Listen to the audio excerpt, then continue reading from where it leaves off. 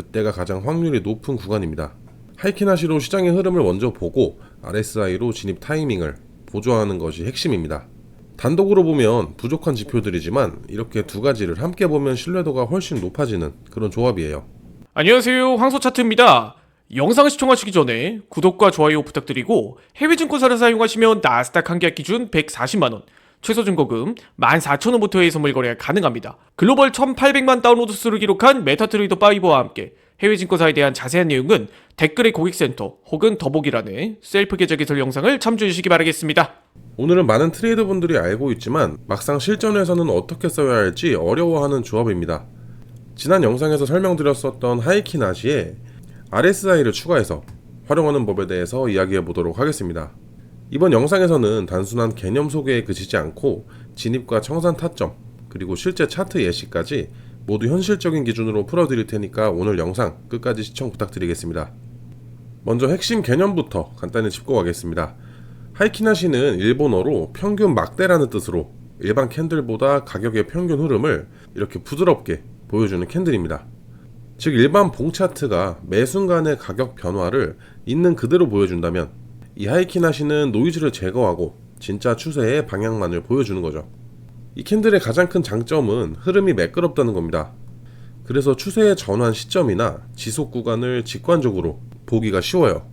그리고 RSI, 즉 상대 강도 지수는 가격이 과매수냐, 과매도냐를 보여주는 대표적인 모멘텀 지표입니다. 보통 RSI 값이 70 이상이면 과매수, 30 이하면 과매도 구간으로 해석을 해요. 이 두 가지 지표를 함께 활용을 하면 추세의 방향과 모멘텀의 강도를 동시에 잡을 수가 있습니다. 우리가 이 두 개의 차트를 같이 쓰는 이유는 일반 봉 차트로 RSI를 보면 너무 자주 과매수나 과매도 신호에 도달을 합니다.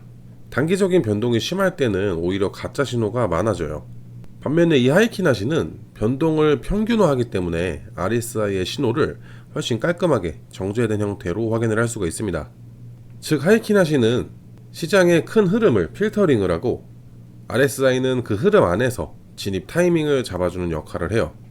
이 두 가지를 결합하면 지금 이 구간이 단순 조정인지 진짜 전환인지를 명확히 구분할 수가 있습니다. 그래서 단기 트레이더부터 스윙 투자자까지 모두 실전에서 활용 가치가 높은 조합입니다. 자, 이제 본격적으로 실전 활용법을 알아보겠습니다.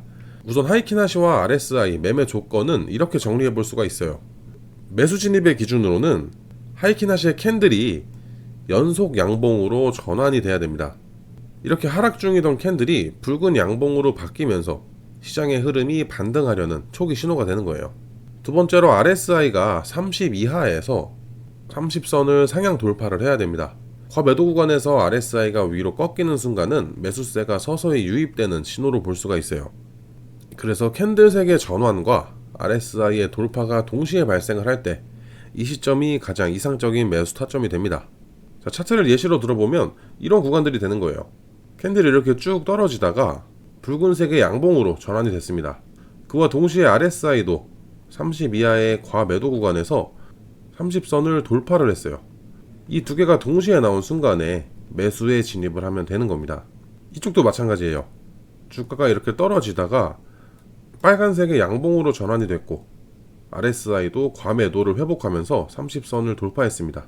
이 두 개가 동시에 나온 순간에 매수에 진입을 하면 되는 거예요. 자, 이번엔 매도 진입 기준입니다. 하이키나시 캔들이 연속 음봉으로 전환이 돼야 됩니다. 상승세가 끝나고 빨간색에서 파란색으로 전환이 되면서 RSI가 70 이상의 과매수 구간에서 70선을 깨트리면서 하락 전환이 돼야 돼요. RSI가 과매수 구간에서 꺾이기 시작했다는 건 매도세가 들어왔다는 초기 신호가 됩니다. 이 두 신호가 겹칠 때 매도의 진입. 자, 요것도 차트를 예시로 들어보면 이런 구간이 되는 거예요. RSI가 70 과매수 상태에서 과매수를 깨트리면서 70선을 하향 돌파했습니다. 그 시점에 하이키나시 캔들도 빨간색에서 파란색으로 전환이 됐어요. 이런 구간에서 매도에 진입을 하면 되는 거예요.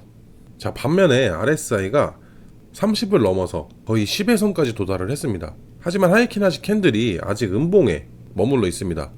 이런 구간에서는 RSI가 아무리 낮다고 하더라도 무작정 진입했다가는 이런 추가 하락을 피할 수가 없습니다.